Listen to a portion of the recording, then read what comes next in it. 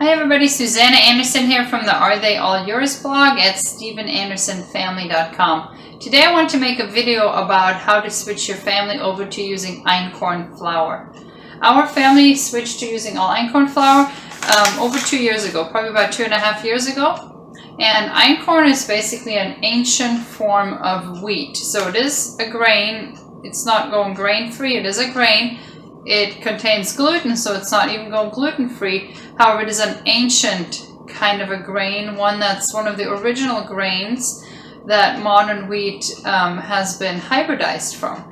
And its genetic load is very different from modern wheat. And because of that, many people who are gluten sensitive or gluten intolerant can handle einkorn just fine.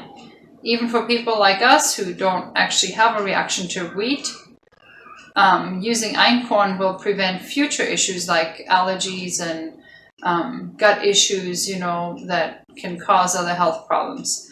Just simply because it's easier to digest, it's easier on the body than these modern hybridized wheats. So how to make the switch? Well, for some things it's really easy, and for some things it's a bit more tricky.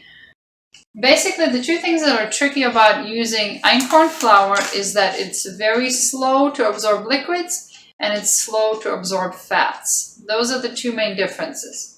Now, with that being said, in any recipe that just uses baking powder and or baking soda as the leavening agents, you can simply substitute the einkorn flour for regular flour.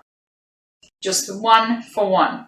And right there, you'll find that usually works in 99% of recipes. Now, when I say einkorn flour, I'm talking all-purpose einkorn flour, which would be like an all-purpose white flour. I do not use whole grains at all. I don't use whole grain einkorn. I don't use whole grain wheat. I don't use whole grain anything. And that's a topic for another video. So I use white einkorn. And you can just substitute that 1 for 1 in recipes that call for all-purpose flour that are leavened with baking powder or baking soda. And of course, in things where you don't need any leavening, like say if you're making pudding, or you start with a roux, where you melt butter and then you add flour to it to make a sauce or a gravy. For all those, you can just use the Jovial, is what I use, the Jovial brand einkorn flour, all-purpose flour. Speaking of brands, I have not found another brand other than Jovial that sells the einkorn. This is organic, it's grown in Italy, and I have been so satisfied with the quality of this flour. That is all I use, and that is all I recommend. Now, that's a really easy switch for the quick breads, as they're called. And then another easy switch, of course, is the ready product. So pasta, you can make your own, of course, with the flour, but who makes their own pasta? Who has time for that? Everybody buys that ready. So I do buy our pasta ready, also from Jovial. They have 3 varieties that are available in the white flour kind, and you can tell because it's always the blue. The stuff that's whole grain is red, so I always go for all the blue. They have spaghetti, that's in the white flour, and they have the fusilli, and they have the penne rigate in the white flour version. I would like to see a lasagna, but as of right now, they don't have one. So that's typically the only pasta noodle that I make myself is the lasagna. And it doesn't happen very often. Also from Jovial, things that they have ready are these sourdough crackers. These are really good. They have these in various flavors. My family really likes these. And for those who have a sweet tooth, they have these chocolate crackers, which is kind of like a graham cracker.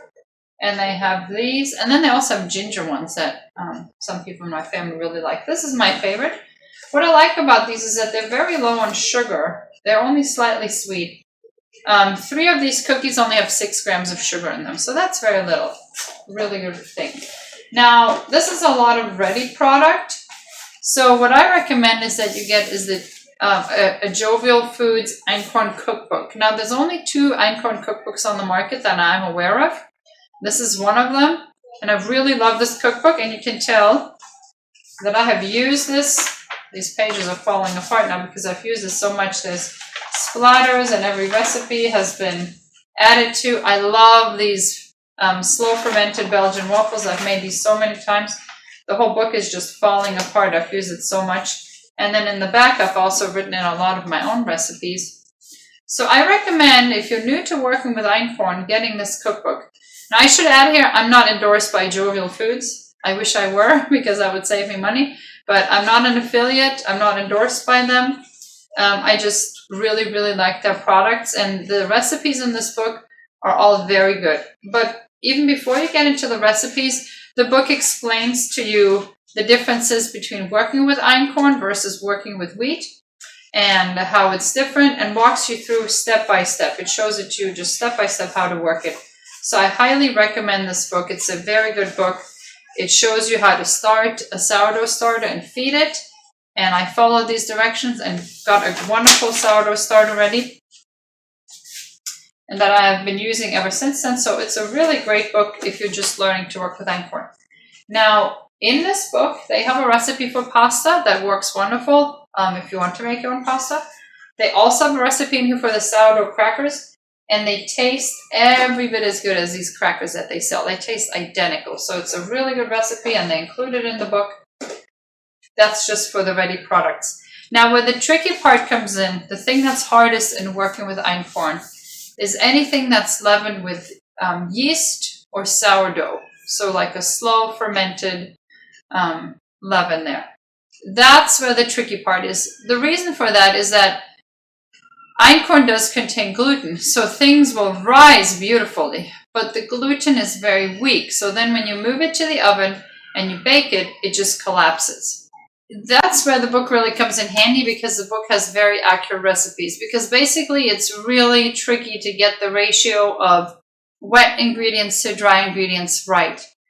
And unfortunately, a lot of it's just trial and error. And it probably took me a good 2 months to turn out bread that was good for anything but making into breadcrumbs. And that's a nice thing, that even if your bread fails, you can simply slice it, toast it in an oven on the lowest temperature that you have overnight, and then, send it through a food processor or a blender and make it into breadcrumbs. That's pretty much all I was turning out for the first 2 months. But by following the book, that will get you used to working with it, and the step-by-step instructions will help you. And from there, slowly over time, you will simply get a feel for how to work with einkorn and how wet you can get it. Because basically, you want to get it as wet as possible while the bread can still hold its shape. Because if you add enough flour for the bread to nicely hold its shape, it won't rise and it will collapse, and it's just a mess. So you want to get it as wet as you can while it still holds its shape. So it's a fine line to walk, and simply that just comes with experience. And that takes time. You can't really rush that process. But, for most things, you can just make the switch by simply switching to the all-purpose flour in all your regular, quick baking, quick breads. You can buy the pasta ready. The only thing that I have not yet found a good substitute for is tortillas. That's the only product that I still buy with the regular wheat, the hybridized wheat product. But for everything else, making the switch was really easy. I bake all our own breads with it. And like I said, this cookbook really helps tremendously with that. And over time, you simply will have to learn by experience. There's really not much to it. If you have any specific questions, please feel free to leave them in the comments. Thanks for watching.